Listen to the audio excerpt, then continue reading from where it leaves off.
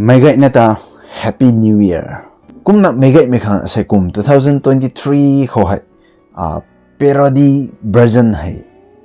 Katok melung kho megoi na hau. Lelo da puni the megoi na kholo na bam kho no. Ngasigi video ase Tantha channel da upload to biba video ne khoi rongmai gi nui pathui makhe hariba music video ase khoi Tantha channel da thagat bi bani. Suk chawraba platform asida thagat pibagi damakta Tantha channel bu yamna thagachari. Thank you. Mayam ngasigi video asida reaction video masa ama semjari mayamna miyeng tabini ai khanghanjari. Ona saikum tingkum khau mego ainata tingkum gai me tingkum studio tuna saloni ye mego ina mitong reaction video ko hai mego na josop nakho na mitong video hai one of the most biggest platforms samtate Manipur ko sunani Tantha sana sabo mitong channel ko pathaw mitong loe na mitong lo kho kai lo na ba me he kai actor rina kai rok me actress rina time me bijang mitong video hai sai hai 1 week daw the taka me ki views sai gai sang mana ba me na me go na mitong video hai zaw sam no video khang jang hoye masung no video khang jang hoye pitong me na sai mitong reaction video kham me go na mixjot ke chap no kho. It's a brothers production nui pat thui make hai sigi hariba title ase nok thok pak ngamdre hai bawani sigi title se uff asengba kupak thajan ma le hujiki do brother yai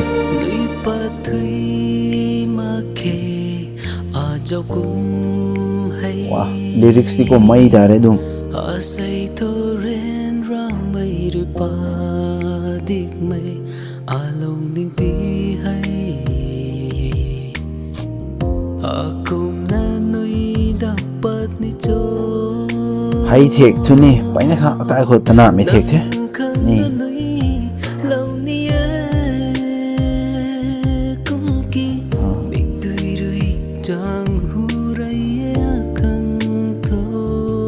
mày dạng mày nè mấy khối khen nạ mày bay nó không khai của hậu bẩn rồi mấy nè hồi xí mình cũng như này đấy gai mình cũng như này thì cái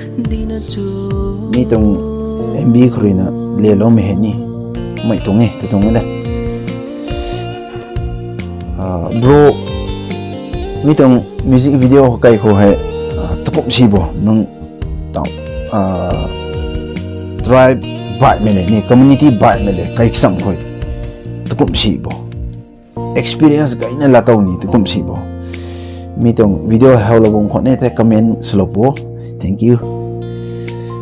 experience bulai na nai minun le ni kai khoi nuai khok ne ni khogi sister se me amna khangmi ri beduni khogi ihulgi web series ta villain role khayu dare ko magi role da fajana acting tobi si hoigi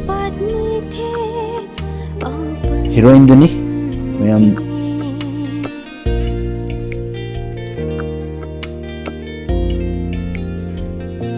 magi acting si yam fajabani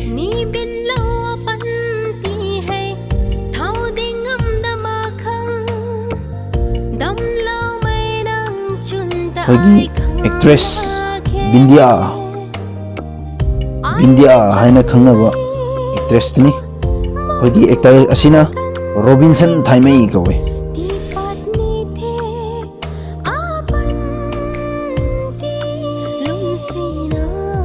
acting gi lamda hairadi ko yamna aina yam pamjaba ko magi hoigi actress Bindia gi style do magi acting do yam pamjaba yamna maga chana bahai bitare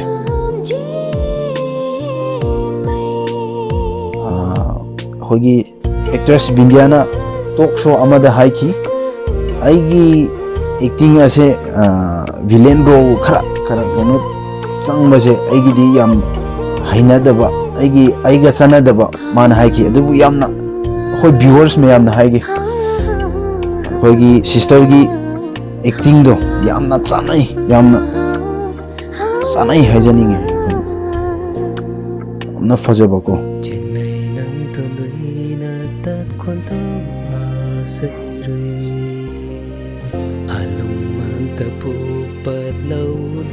gi singer athui phomai en Gracie Gangmai amna phao kamet ni tau kai kho rong ma kho suna phao me singer no ne as khupa dudi phana thai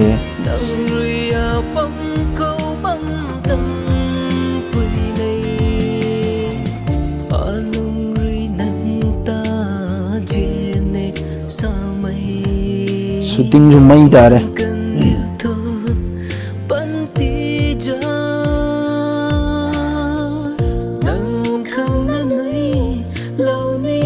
wah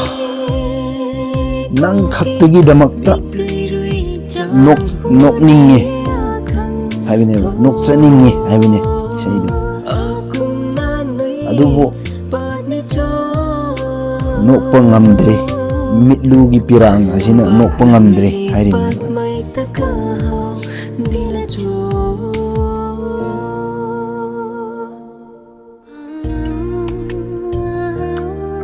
fazai sister fazai yamna acting se yamna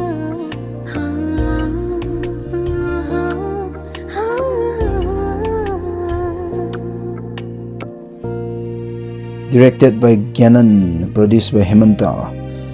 Oza Gyanan yam thank you hajage Oza Gyanan gi makhada Oza Gyanan gi academy da yauriba khogi upcoming actor actress haibdare moi makai je yamna fajai yamna appreciate oy ai sum ihulda yengba kanda su yamna dum acting do yamna ina pamjaba yamna pakjaba yamna